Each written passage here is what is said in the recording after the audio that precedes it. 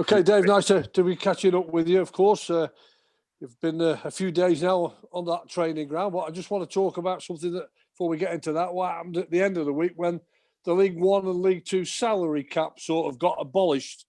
It won't really make much difference to you because you're prudent and you run it right, but what do you think about the change? The PFA are looking after its members, quite rightly.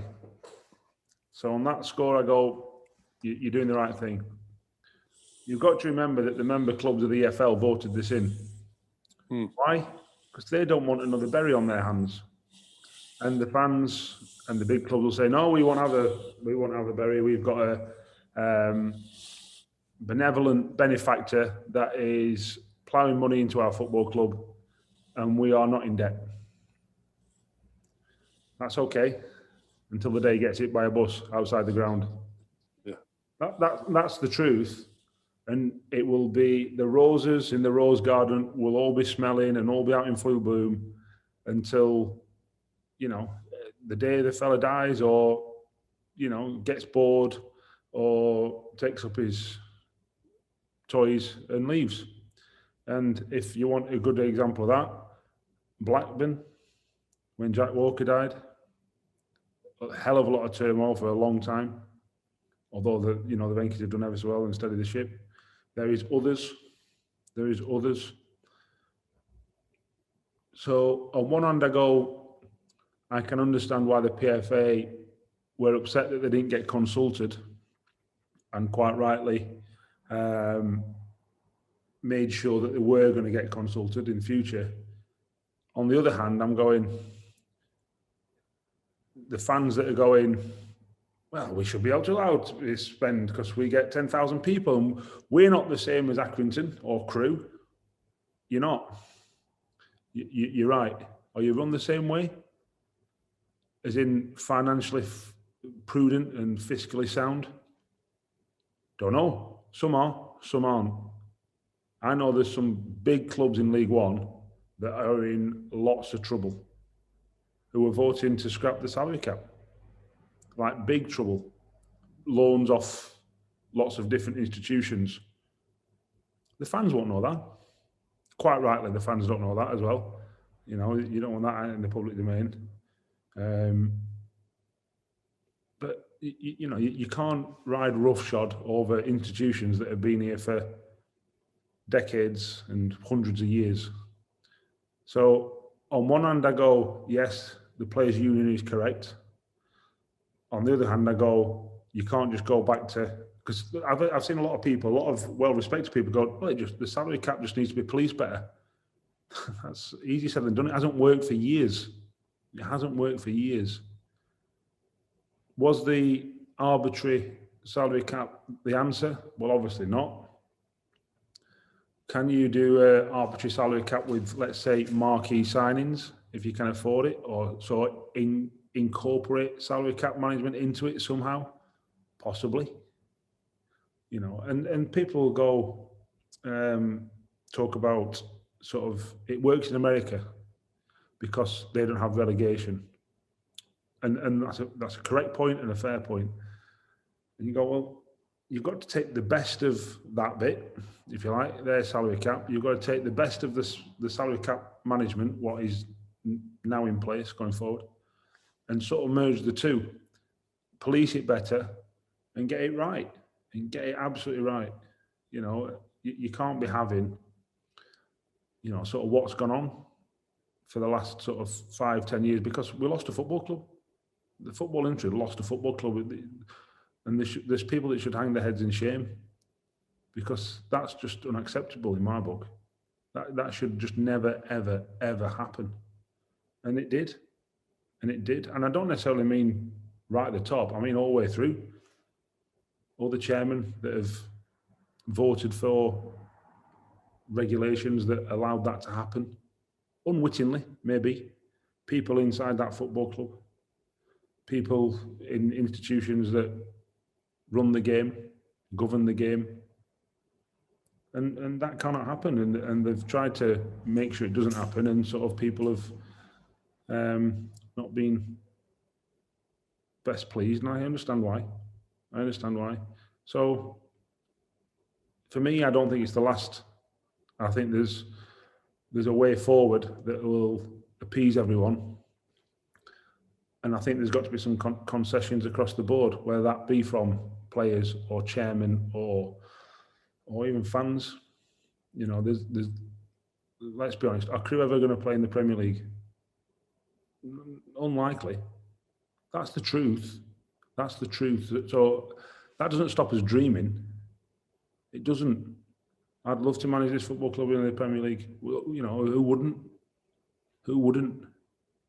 It's unlikely because you need hundreds and hundreds of millions to get there. Now, if we spent hundreds of millions trying to get there, the club would be on the precipice of becoming the next Bury. So that the two don't marry up.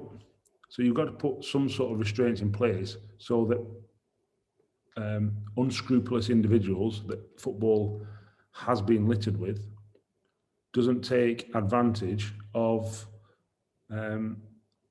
community provincial football clubs and run them into the ground. So for me, I think it's probably, when I say that the salary cap being scrapped is the right thing, I'm sort of talking from the player's point of view. I think what needs to happen is that everyone gets around the table and say, right, we obviously had an agreement. Now let's bring the PFA in. What do you want to see? Because I can't see that being that much of an issue going forward. Don't know. Maybe I'm being naive. Well, let's just look at your situation then with how you're building up. You unfortunately didn't get a game at the weekend, but there was no way that was going to happen. So instead of having a week or so with the players out on the training ground without a fixture, you're more or less having a full 2 weeks now. How big of a benefit has that been, and what have you been up to? We've been doing training. Look, it's been, obviously we wanted to play against Portsmouth, but then every cloud has a silver lining. So we've got more training to them. You know, Friday was a training day. Thursday was a sort of game prep and training day. So, and obviously yesterday we gave them the weekend off so they could rest, and we definitely worked them hard on Friday and we worked them hard yesterday. So the intensity was in the training as well. So that helps. So we've had an extra couple of days that we didn't think we'd have to reinforce some messages, giving them some new messages, and making sure that they understand that they're in a decent position, and if they keep improving, then they've got a chance of, not playing many dead rubbers or any dead rubbers at the end of the season, which is what we want. Yeah, yes, exactly right. Because you're now coming to that business end of the season where you can have a real shot at it. You've been around that playoff positions all season, which is a great achievement. To get yourself in this position now, with 15, 16, 17 games to go, you can go for it if with no real pressure on. They can go out and express themselves. Yeah, I think that's part of the mantra, part of the message. There's no pressure on us, little old Crewe. We'll play some good football. Yeah, you got to be careful on this little old Crewe. They'll blow up. They'll do something. They'll not have the players. They'll whatever it might be. Well, that's not a problem. I don't mind being an underdog. We've been an underdog in most of the games this year. In terms of clubs we come up against. And I don't just mean your Portsmouth and your Hulls. I'm on about Shrewsbury's, established League One clubs, Burton, established League One clubs. We aren't. That's the truth. So we've got to embrace that challenge and see where it gets us. And if it gets us somewhere, great. If it doesn't, then we keep improving and keep developing, ready for his next challenge, whatever that may be. Having that break and not being sort of mentally focused on having a fixture that means a lot, has it helped? There's a few injured players, aren't there? A few with knocks as well, like Sir Charlie Kirk, and now Donovan Daniels is getting a bit closer. Does that help the break, to get him closer to being, as you already said, recharged? Yeah, definitely. I've just said to the staff in there, I see this last week and a bit as sort of a midwinter break, so that we can rest who we need to rest and sort of energise who we need to energise.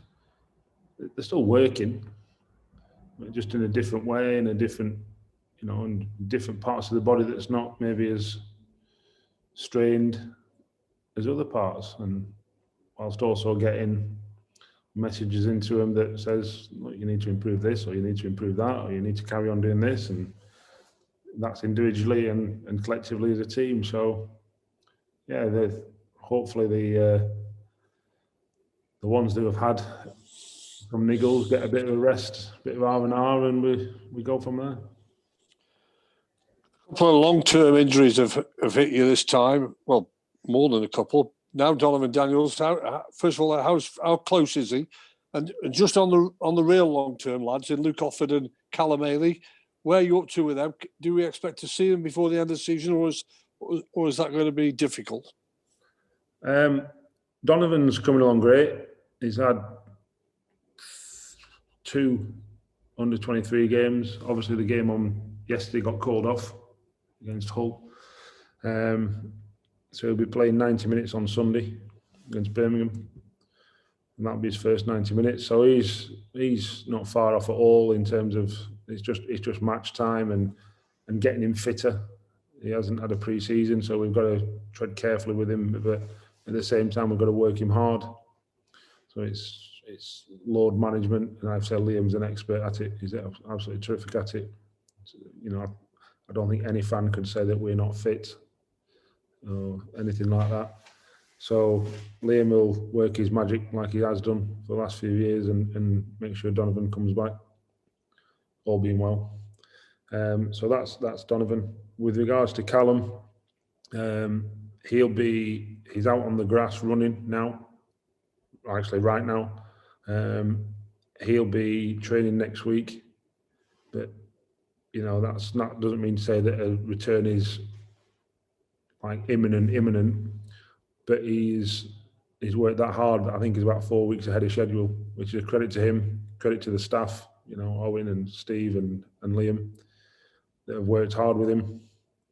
So he's well ahead of schedule.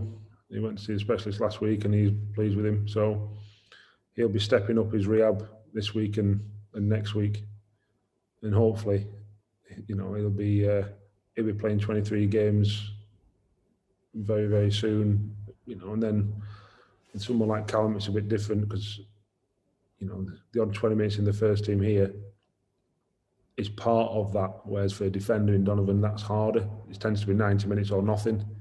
So, we will incorporate Callum as we see fit, if you like. Luke Offord he's due to see the specialist again. I think it's next week or the week after. He's still away.